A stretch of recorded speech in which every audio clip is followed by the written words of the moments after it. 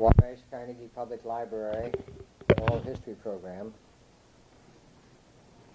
interviewing Mrs. Florence Hallam, Hallam, Miami Beach, Florida, Wednesday, July 23rd, 1975, at the Wabash County Public Library. You'll have to ask the questions, because I won't think of anything unless you do. I'll ask the questions. First of all, why don't you tell me where and when you were born and who your parents were, including your mother's maiden name and your brothers and sisters, just like you were writing me a letter. All right. I was born in Wabash, Indiana, and my father is Lou Kraft. My mother's name was Bertha Lautzenhiser. And there were 4 of us. I'm the oldest, and then Mabel, who's Mabel Sharp now. And Ned, my next brother, is dead, and Glenn is living in Peru. Ned's family live here in Wabash, Wanda and the boys. I expect you know them. Mm-hmm. And Glenn and Jean live in Peru, and their kids are in Muncie and Indianapolis. And I've lived in Miami, in Florida. I think it was 34 I went down there, but I'm not sure, 34 or 35. Mm-hmm. And I went down to working for Mr. Honeywell in his movie studio. Mm-hmm. Go ahead. Those movies were, he didn't do any commercial movies at all. It was a hobby entirely with him. Uh-huh. And as nearly as I could gather, he had been interested in photography, still work, when he was considerably younger, mm-hmm. and carried it on, but he hired people to do it for him. Mm-hmm. Well, he had a studio, built up a studio here, and I think the first part of it was down in the building, in the factory. I'm not sure about that, because I wasn't with him then. Then he moved it into the lodge building out in the country. And it built up from there. Seth was, he was the first one hired. He was the manager, I don't know what you call it. But we all worked together doing the same thing, and we did everything from writing the script for the movies to developing the film, shooting the film, developing it, editing, and running the projectors. Mm-hmm. How did you get into it? How did you, give me your career up until the time you got into it. And then Mr. Honeywell leased acreage from my grandmother to build the lodge building. Mm-hmm. And that kept growing bigger and bigger, and my husband then worked for Mr. Honeywell in the gardens. Mm-hmm. That's George Tombaugh. Mm-hmm. How do you spell it? Tombaughh. Uh-huh. Well, we lived there on the grounds. Mm-hmm. And I just gradually worked into photography. One day someone handed me a Leica and said, go shoot some pictures and develop them. Mm-hmm. Well, I'd had a box camera, but I didn't know anything about mm-hmm. more sophisticated cameras. Mm-hmm. So I shot film and I developed it and I made a picture, and I still have a picture of a cat that I made. While working for Mr. Honeywell? Yes. Yeah. Mm-hmm. Well, the studio grew gradually. He didn't buy just one camera. He bought 2 in case one of them didn't work right. Mm-hmm. 2 of everything. Mm-hmm. It was professional mm-hmm. Equipment all the way through. Mm-hmm. And we learned by using them. Mm-hmm. Seth knew a lot more about it than I did, and I learned from him. Mm-hmm. We bought our film, all of our chemicals, direct from Eastman. We didn't naturally, I mean, that would work out like that. Well, there were numerous things that we made pictures of, flowers in the gardens and guests. Nothing, elaborate until we went to Miami. Each year we'd pack up. It took up 1 boxcar to put all this equipment in it. To go to Miami with it, it had to be packed up and down there, and he rented it. He had studios in Miami before I was with them, where they had gone to in the wintertime. But I was with them 2 years after I went to work for them 2 winters in Miami before it was folded up. But down there, we wrote script. There was one movie of, I can't think of the name of it now. Anyway, it was a musical doctor thing. The music was supposed to cure ills, and each instrument cured something else. And Mrs. Lindsay Hopkins was one of the characters. She was a nurse, and there was a doctor, and I've forgotten which committee 100 members. And it was quite a script. We hired 3 men of an orchestra that was playing at the Royal Palm Hotel to come and for the music. We recorded the music and then dubbed in the music where it fit best for the different instruments for different ills. Well, it wasn't a very complicated thing, but it was interesting. We made one long commercial type movie of potato growing. In the Redlands south of Miami, it's rich farming country, was where they raised potatoes commercially. We'd go down, it was everything from preparing the seed potatoes to planting to cultivating, through the harvesting, through the process when they gathered them to sell, the crop dusting, the plains, and that took a whole season. It took that long to do it. We'd get up at daylight and would. And that was interesting, but I don't know what's happened to those movies. I don't know. I don't have the slightest idea.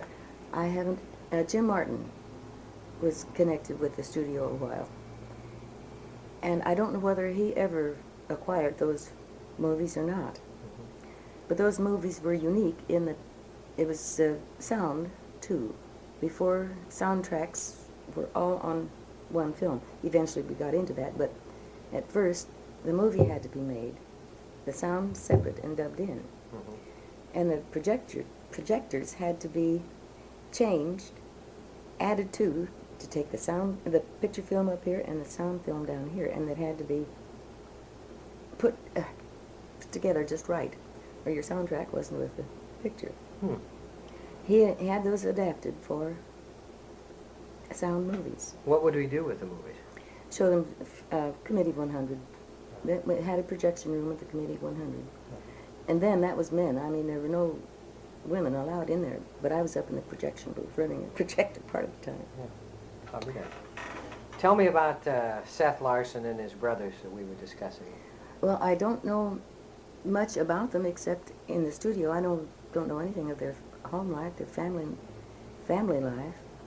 Seth married after he went into California, and I don't know what's happened to Bill, whether he ever married or I never knew him very well. What was the relationship there? There were 3 Larsons working there. No, just the 2 Larsons and me. That we were the basic ones, but there were different people at different times. Did you told me also that he had a brother and that he brought his brother there to work, and tell me the story about the baby. Well, I don't suppose that either of them would appreciate it very much, but Seth told me that after there was a bit of contention about Jim working there, that Mr. Honeywell didn't want kids running in and out of the studio, and I couldn't blame him for that because there was a lot of equipment there and we had everything spread out. It was a pretty big concern. But Seth said that Jim owed him some money, and the only way he could get it was for him to get him a job. So Jimmy came to work too. He lived in the garage apartment at the studio building, which was on Lincoln Road and the bay. He and his wife and little girl lived up there. And the studio building was divided. George and I had our room, and Seth was way over there in a different room, and we converted the studio into a regular theater, really. The walls were painted, scenic, but Jim worked there, until the thing closed up. But that was the only thing about that Seth got Jim a job because he owed him money. Mr. Honeywell, as I understand, did not like to have children around. No, he did not like children around. Yeah, and this Jim Larson had a child. A little girl. Mm-hmm. And they sort of hid the child. Well, more or less. They kept her out of Mr. Honeywell's way. Yeah. And while they were there, in the working in the studio, they had another baby. Mm-hmm. And that one, I had an awful time keeping her. They weren't close enough to the studio to bother or anything, but when Mr. H was around, the child was not in evidence, that's all. What, tell me what kind of arrangement that you'd have with Mr. Honeywell financially. And We were all paid a salary mm-hmm. through the Wabash office. Marvel Walrod took care of that. Uh-huh. Any expenses that came up, I'd send the bills to her. Uh-huh. Order film and send her the bills, and I can't think of anything unusual about it. That was all. We were paid salaries. We paid our own expenses, all of us. Yeah. Tell me about Aline Kester and Marjorie Stewart and Janet Ross, who were basically the ones that were the models and so forth. Tell me about yes. them, yeah. Well, besides all being very pretty girls, yes, obviously. they were beautiful girls. Yes. My memory is not so good. There was one girl that played the harp. Hipskin, yeah, right. Yes. Right. And we recorded her music. Mm-hmm. And, well, the girls, it was more or less a beauty contest type pictures we made. Mm-hmm. Different costumes and posing, and there were not many movies except out in the gardens. Mm-hmm. Especially at the time of the big garden party he had. Mm-hmm.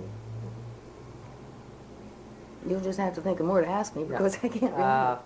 Did he paid the girls also? He paid. Oh no, that was all for fun. He probably took them to dinner or entertained them, but they weren't paid. He took them to Florida one year with Marvel Walrod. Took the girls to Florida, and I don't know if that was one of the years you were there. I can't remember. Yeah. There were so many things happening so fast. Yeah. What do you remember personally of Mr. Honeywell? He was a very wonderful person. In my recollection, he was very strict, and he wanted things done the way he wanted them done, now, if not before. Mm-hmm. And you knew when he said he wanted something done, it better be finished right. Uh-huh. He enjoyed bringing people over in the studio.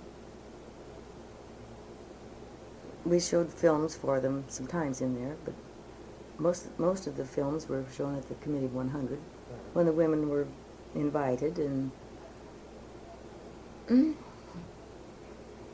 our dark room there it was a 3-car garage, I believe, and it was converted into a dark room for still pictures and movies. We had all of the tanks, the drying racks, everything. We did all the work, all the manual labor. He was interested. He'd come in the dark room and kick something over once in a while when you least expected it, because you couldn't see in there. Do you remember the first Mrs. Honeywell? Oh, Olive yes. Lutz? Yeah. Oh, yes, very well. And what do you, not many remember her as being around her that much. What is your remembrance of the first Mrs. Honeywell? Well, I didn't know her very well until we were in the studio in Miami Beach. And she didn't come to the studio very much. She wasn't interested in that sort of thing at all. She liked golfing and the women, her women friends. The morning they found her, Mr. Honeywell, he had bought an island down in the bay. I don't know if you know about that or not. Oh, that's another part. Anyway, he had gone down there, and it turned into a miserable day. And he'd had to stay all night. I mean, it just wasn't comfortable coming back. And when they found her in her bed, Marvin Pettiford. Pettiford, and I can't think of the girl's name. Anyhow, Marvin came. It wasn't Marvin then. Whoever it was came over to the studio and told me they couldn't waken Mrs. Honeywell and to come quick. So I went as I was, and by that time Mrs. Kettering had arrived and she had taken over. I mean, I'm so glad. Anyway, they tried. There was no communication to the island at all, and there was a small plane. A commercial plane. He gave lessons and so forth, and they talked one of those men into going down to bring Mr. Honeywell back, and he didn't want to go. The weather was terrible. But Mr. Honeywell came back. He came back on the boat. He wouldn't fly. It took 2 hours to come back on the boat. And that was that episode, but she was a nice person to know, friendly, and I never knew her intimately, of course, but nicely. Yeah. How did you happen to leave Honeywell's employment then? The studio was discontinued completely. What year was that? Either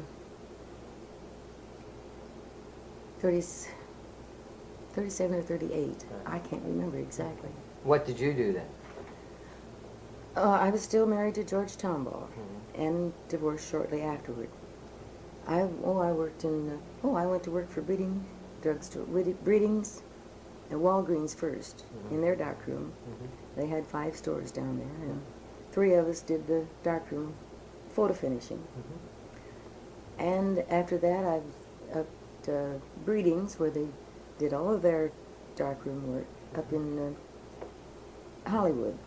I still lived in Miami. And during that time, George and I were divorced.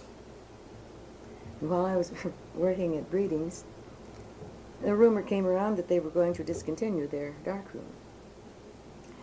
Well, I knew I was going to be out of a job, so I took the day off one day and started looking for another job. And there was a Mr. Turner on Miami Beach where I used to take Mr. Honeywell's commercial work when, I mean, he'd have a cocktail party or something of the sort, and I made pictures of everybody. Well, there were scads of negatives then, and we couldn't possibly have kept up with to print in our setup. So I'd take those to a commercial man, and I went to him to find out if there was any jobs available and what I could do. And he said, well, he didn't know for sure, but he'd heard a rumor that the Photo Mart had just opened a new store. They called it the Photo Nook, and that manager was going to leave, but the owner didn't know it. So I went down to see about that, and it was Lloyd. He owned the Photo Mart and the Photo Nook. Photo Nook was just new. Well, I went in to talk to Lloyd, and he wasn't there, and I left my name and address, and his mother was in the store, and when he came in, he called me up. It was a hot day. I had just gone back home to my apartment over across the bay. I was living over there then. And he called up and asked me to come back. He wanted to see what I looked like and so forth, and if I could handle the thing, managing the store. I knew nothing about managing the store. All I knew was the darkroom work, but I did know photography and film and cameras. But managing a store, I didn't know. But I got the job, and I did all right. And worked there for 11 years. But it was through Mr. Turner that I met Lloyd. Here we are. Yeah. Well, really, then, you'd have to say Mr. Honeywell really gave you your start in photography by pushing truly. you into it. Truly, that's right. What kind of equipment was he using back in those days when you were shooting stills? And Leicas, mostly. We had one 4x5 camera. One we didn't use that much, but mostly miniatures. And the movie equipment was Bell & Howell. There was one big camera. The 35 millimeter was a Mitchell. We only had one of those. That was enough for that. We didn't use it Very much. It was all 8 millimeter. Now all you buy, it's all 16 millimeter. All you buy now is 8. Mm-hmm. It's improved that much. But you get the same quality in 8. Were you shooting any color? Oh, yes, definitely, all color. Then you must. Well, the film we processed was black and white. Uh-huh. Color had to go to Eastman Right. to be processed. But you were shooting color in those days. Oh, yes, Yeah. definitely. Yeah. Well, that was relatively early to be shooting color. It's early, and they improved it a lot. Yeah. It tended to fade then. Oh, did it? Mhm. Yeah. The colors weren't as brilliant and as true as they are now. Mm-hmm. Did you know the second Mrs. Honeywell, who would have been Mrs. Nixon at that time? Yes. Mm-hmm. Did you Yes, knew I her? knew her just about as well as I knew the first Mrs. Honeywell. Of course, he hadn't married her yet. She was. No, I was still in the studio when they, just before they were married, Mm-hmm. and they dedicated a piano to the first Mrs. Honeywell, Mm-hmm. and I made pictures of Mrs. Nixon then Mm-hmm. in her gorgeous gown. Mm-hmm. Did you get back often then when you were working down there? Or? No, I stayed all winter then. Uh-huh. We can bring the studio back up here in the summer in the Lots building here. Did you drive or take the Mhm. train? No. Well, there were times when I went back and forth on the train, but we drove our own car. And that, of course, would have been the days, but air travel was not as common as it is Oh, today. no. Mm-mm. No. And even driving automobiles was a little bit difficult down in Florida. I mean, to find your way, the best roads to take. Mm-hmm. Mosquitoes got you. Yeah. Marvel had mapped the route for us and placed it so we'd know where we were going to stay at night. Mm-hmm. I'm going to ask you, how about Mr. Honeywell and his relationship with that committee of 100? Tell me about that. He was a president, and they planned, they had numerous occasions, social occasions. One was after he had the island fixed up. They had a flotilla of boats, huge ones, go down there for a day's outing. It was kind of a carnival sort of setup. All men. I was a photographer. And I had my hands full. George was there. George Tombaugh was the overseer of developing that island. Mr. Honeywell put the bulkheading in around it, and I think there was 7 miles of it that went around. There's a natural harbor, the only one in the Keys, big enough for any good-sized boat to get into. They bulkheaded the island and pulled out one big mangrove swamp, and he intended building a landing field for small planes, but that was never completed. I don't think that could do it. I don't know. Anyhow, it wasn't finished. And he built a lighthouse. It's a beautiful thing. And you have to have permission from the government to have a light in it. And I don't remember whether I believe there was a light in it at one time. It's a hazard if ships don't know what it is. I mean, Yes. It's confusing. And he built a large barn-like structure. There was a cottage already on there. But the barn had a huge cistern under it to catch rainwater. There wasn't any, you can't put wells down there. And under the lighthouse was a huge cistern for storing water. Water had to be brought in on a barge. Barge loads like they barge oil. Only they barged fresh water down there when they were developing it. But that was 2 years I know of. They took the Committee 100 outing down there. And the Committee of 100 had numerous speakers on various subjects. I heard quite a few lectures that I wouldn't have heard. What was Mark Honeywell's lifestyle at home? I'm sure you must have gotten into the house, too. Yes, not a lot. He was one of the most particular people I've ever known. About his eating habits or things like that, I don't know. There isn't much I can tell you there. He didn't like the same set of dishes for dinner that he'd had for lunch, I know that. They had to be different? Mm-hmm. Wonder what the reason for that was. I don't know. Yeah, they had It's to be one of those different. things. And he drove that old Marmon car until I don't know how the hell to get it. But you can know when he's coming out here at the lodge. He didn't take that to Florida. But you knew when he was coming in that thing, you could hear it. Did you ever see Mr. Honeywell after you left his employment? Yes. Anytime I come up here, I went at the office to see him. Any summer after, well, I was up here every summer. I saw him every time I came up. And it hurt awfully to see him deteriorate. I had a lot of respect for him. To me, he was always a gentleman. And I know that the rumors, that doesn't bother me a bit because there's nothing to it whatsoever. I'm not telling you anything that's new, I know. Well, I don't know which rumors you're speaking of. I honestly have never heard anything. Oh, there have been hints that... Not that you were his mistress. possibly. Oh, really? Mm. I mean, that is new. Well, I was younger and better looking then, too. But there was never, ever anything like that. Yeah. Did you ever think that was going to be as successful as it was, as Mr. What? Honeywell's accumulation of wealth and everything like that when you started, or had he already made Oh, it? he already had it made when I first knew him. Mm-hmm. No, that he'd already had it made then. Do you think that the community, either here in Wabash or in Miami Beach, have ever recognized Mr. Honeywell for his... The community here, possibly, but there have been so many more larger individuals, money-wise, and have done more things publicly, possibly, than he did.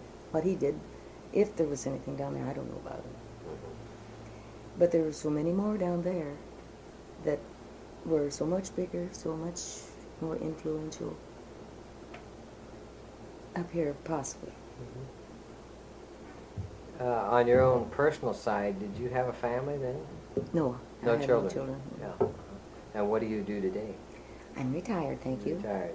We're both, Lloyd, he ran one store and I ran the other. And I worked for him for 11 years. And it's been, better than 20 years since we sold my store. And he kept on with the other one until he retired at 62. He'll be 68. It's 6 years we've been retired. But we sold the stores and quit. You haven't told me how old you are. I'll be 68. You'll be 68 also. Mhm. Yeah. Do you ever go out to the lodge or anything? With I your have home? I have been out there a couple times. Marvel took me out a couple of times, but not recently. I've been out there. Do you see Marvel Wildwood usually when you're in town? No, I just happened to run into her one time in the grocery store. I've talked to her on the telephone most every time, but not. I haven't tried to contact her this time. Did any of the office personnel go to Florida with Mr. Honeywell? Like, later, I know Charlie Not- Schroyer went down Yeah. to help him navigate. Not that I would be in contact with because I was in the studio, and that would be entirely separate from anything I. Did you ever shoot any pictures up at the lake here for him? No. I'd been up to the lake with them, but it was just more or less of an outing for the group of us, luncheon, but just the one time up there. It was right after he had fixed up that basement room with the lighting. I think it's gone now. I'm sure it's gone. I heard others talk about where the moon would come Yes. up on one side and The go time, across. And, yes. At sunrise and Yeah. full daylight, sunset, the whole, it was gorgeous. Did you ever hear Mr. Honeywell play a musical instrument? I've heard him picking out notes on the piano. He did play something, what was it? Played a violin, I think. Yes, Yeah. I didn't hear very much of it. Mhm. But I heard him hours on end picking notes out on the piano when he was composing that Moon Over Miami Something like song, that. yes. something like that. Didn't you say there was sort of a funny incident when he wanted to photograph one of the girls on the, where she was sticking herself with a pin? Oh, Janet. Ross. Yes, it was difficult to get her to show any animation. It was just pure coincidence that the camera was ready when she jumped up. And she, I think it's a hula skirt or something of the sort she was wearing. And she jumped sideways, and it was the best picture we had of her. Yeah. She wasn't interested in that kind of thing at all. Yeah. Did Mr. Honeywell ever enter any of your photographs or anything in competition, or have an exhibition, or No. anything of that type? No, Yeah. not that I know of. Do you remember the chow dogs? Oh, yes. Tell me I about forget the the names. trainer and the... Well, that I don't know. I knew the dogs, and I was halfway scared of them. Yeah. But they were, softies. They were gentle and sweet when I saw them. Yeah. Who was the trainer? What was he? I don't know that. Yeah. I understood that he had a... Oh, Toady King used to groom them. Jody? Toady King. He was the manager out at the lodge here. And he lived there at Honeywell's then after one of the colored people left. We were talking about the dogs and the groomsmen and so forth. Didn't he have a Chinaman that was... That I wouldn't know. That was That some was kind of before I was with them. that did this dog work. Mm-hmm. Mr. Honeywell had multitude of interest in dogs and photography and construction and That's right. anything that went on. So One of the biggest projects was the island. He had a huge boat, the Olivet, and I think he gave it to the government when the war came along. Is that going? All right. And the other was, they called one the Semigo. It was a little cruiser. Well, it wasn't little, but it was, in comparison, it was little. And then there was the workboat that they carried them in back and forth to the island. The Tropical Trader. It was an old workboat, and it chugged along. And that took 2 hours to go from Miami to the island on that boat. About an hour in a cruiser, but on that boat it took 2 hours. would the men go out and stay then Yes. for a week or something? 2 weeks, I believe it was 2 weeks at a time, and then they could come in. And it was difficult to get any kind of labor there.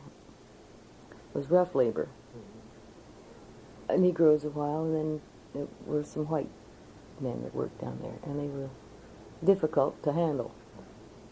It was a lonely place. Mosquitoes, mosquitoes were terrible at first, and they still are. Yeah. Well, of course, your husband was in charge of the construction of it. Now, did he get it finished? Yes. In the 2 years' time? Yes, it was finished. I mean, there was a lot of planting and things like landscaping to do, but that part of it was finished. Yeah. Would you ever go out there with him and I've stay been- for 2 weeks or anything? Oh, Lord, yes. I stayed 2 months one time. Did you? I Cooked and... No, I didn't do cooking. No. Who, did they have someone out there? Yes, crew to cook? there was a cook with the crew, and he cooked for us, too. I didn't start that. Yeah. Oh. I don't blame you. Uh-uh. What kind of living facilities did you have? There was a cottage there, very comfortable. It had a kitchen in it. We could have managed, but it was a business of carrying separate groceries. And no, we didn't set up housekeeping down there. We just lived there. Have you been out on the island within recent memory? Yes. Lloyd and I went out there one time.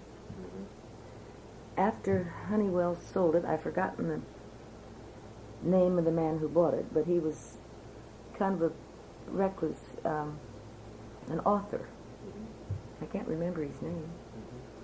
And he took goats and everything. He had a menagerie out there. And then some friends of ours was taking a boat out or something and knew that I had been there. I've forgotten that connection, but it's the only time I've been there since. Is there still a house or Oh, yes. facilities on the island? Yes. And that island,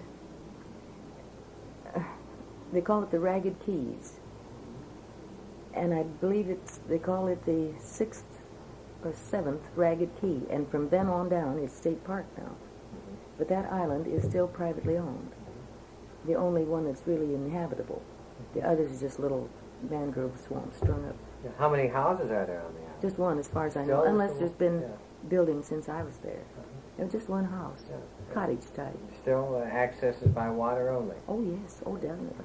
And the work that you did back in the 30s, the Bouquet? design and so forth, Yeah, is it's still there. still there and still in good shape. I saw some pictures in the newspaper not too long ago. Something that was going on down there. I don't know what it was now. On the island. On that island. Huh. He named it Boca Chica Cay, and that had to be registered too. I mean, with the government. It means little mouth, small mouth into the harbor. Did you find these eccentricities of his, of naming everything and giving everything a name, did you find that unusual, or you just thought that... No. It was just the way he liked things. The See Me Go was named a guest of his one time, was so thrilled at being on it and was going fast. A child, apparently, said, "See me go." So it was named See Me Go. Spelled just like it sounds. Were you well paid when you worked for Mr. Honeywell all those years? No.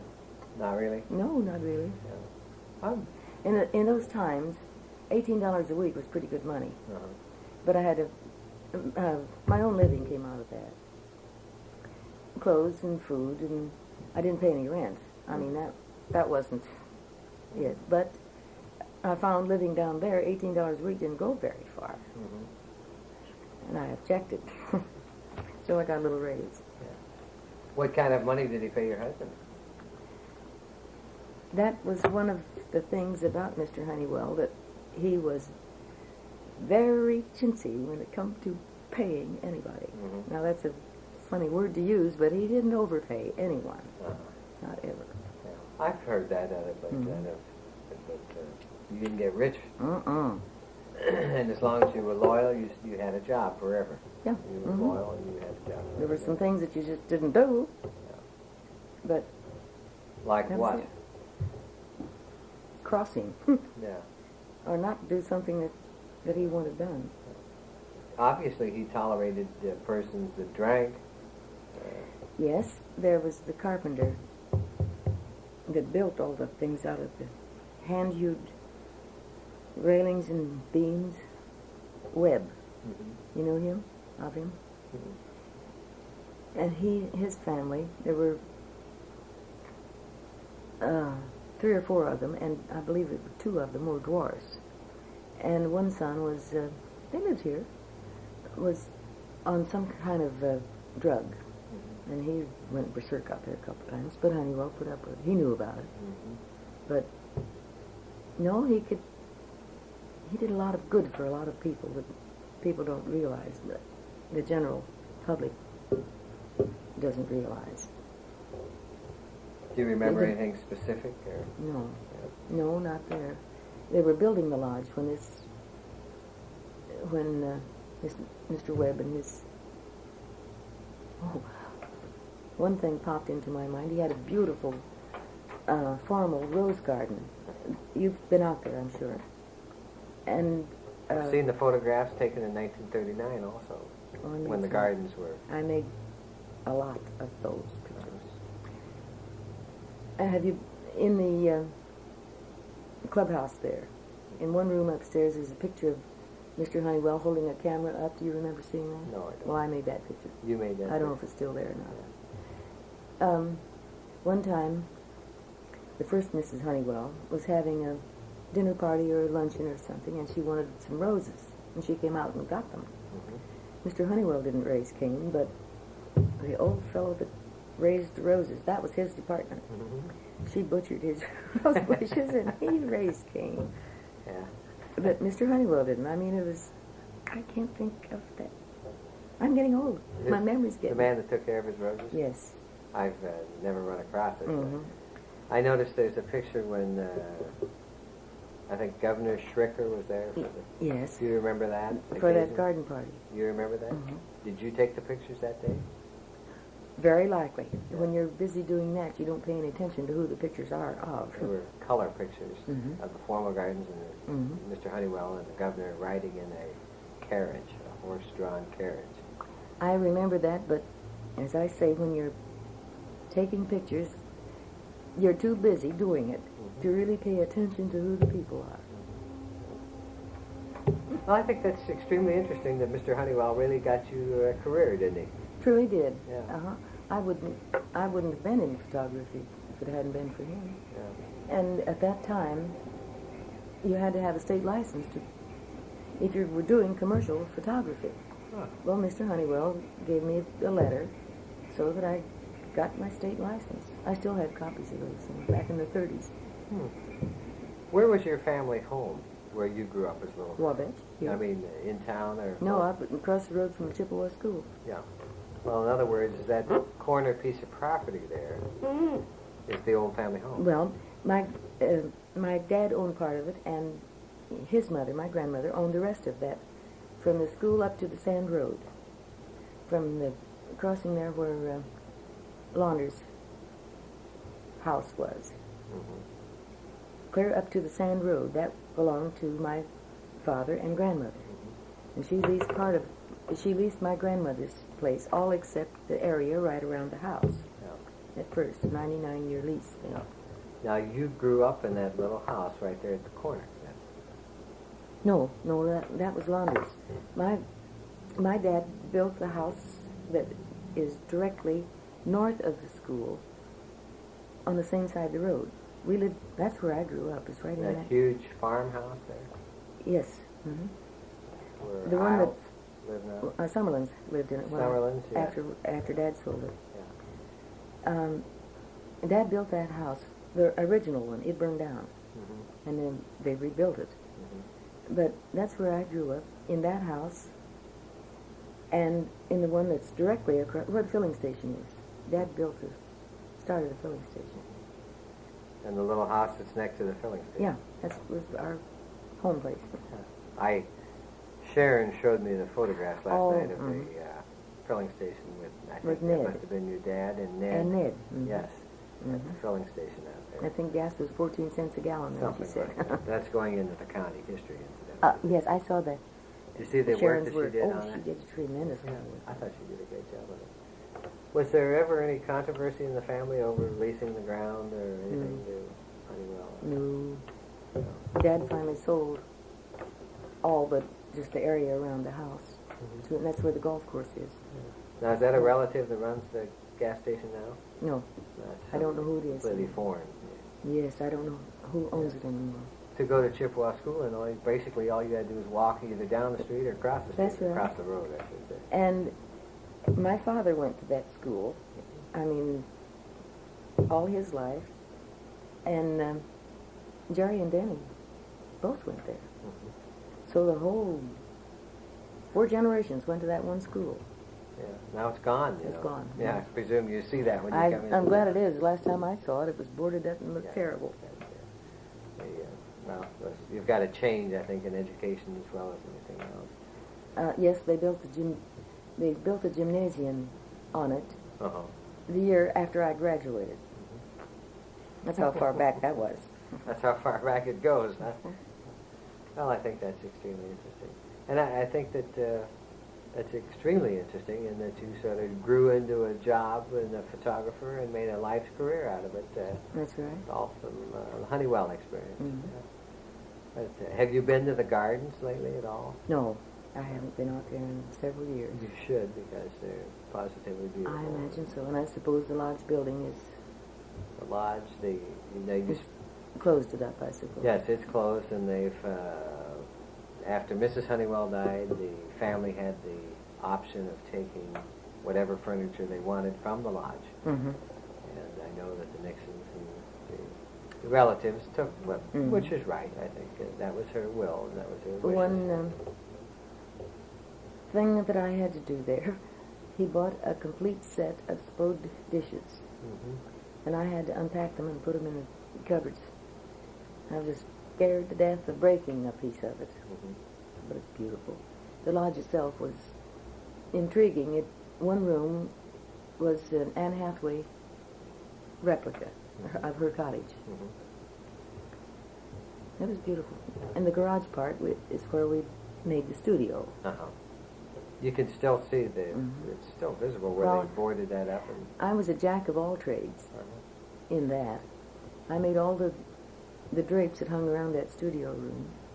And I made 5 sets of theatrical drapes that pulled across the stage in a studio in Miami. Mm-hmm. And those were 12 feet long, and they had to be packed in 12-foot long boxes. Mm-hmm. They couldn't be folded. They were metallic. I did just about everything. Yeah. Well, it was interesting that he didn't shortchange anything as far as going first class as far as... No, it's first class as far as that's concerned, without a doubt. Yeah. Interesting. It was the most interesting episode in my life, I think, that particular time. It would be. I had never been in Florida, of course. That was an experience in itself, and to live there was, and all the activity in the studio, people coming in and out. Rudy Valley spent an afternoon in there looking around and talking. And Sonia Henney came in one time. Numerous ones. I can't think of. Whatever happened to your first husband? Did he continue to work for Mr. Honeywell, or? No, he went in the Navy, What? Seabees. Yeah, he worked for him up until the studio closed, then. And after the studio closed, we took an apartment over in Miami, across the bay. Mm-hmm. And shortly after that, we were divorced. Mm-hmm. And he came back up here to LaPorte or wherever, and went into the service in Seabees. Mm-hmm. After, and I divorced him while he was up here. That was. Yeah. Is he still living? Yeah. Someone said he was visiting up around here last week sometime. Yeah. Oh, But he wasn't a native of Wabash. He came from Rowan. Rowan. Mm-hmm. And you met him working for Mr. Honeywell? No. I went with him in high school. Oh, did you? Yeah. But you two, you never had any children either No. back then? No children at all? No children. Well, I think this is interesting. Is there anything else that we haven't covered? I've asked you everything. Well, I can't think of anything. There are so many things that I You'll probably get back to could tell Miami. you, and I'll think of things. And I'll tell you what, when we send you a transcript, you take out what you don't like, All right. add what you like. All right. And if there's anything that you feel is too personal, so scratch it Okay. out. It's okay. And I'm looking forward to interviewing your father also. He's very deaf. You'll have to shout, and Yeah. I don't know how you get along there, but Yeah. I think he'll talk more easily if he doesn't know about your Microphone? mic. Mm-hmm. Oh, you'd be surprised. Maybe not. Yeah. He'll be very pleased. Yeah. Well, I think it's... And believe me, he's a character. Yeah, that's what Sharon tells me, and I've never met him.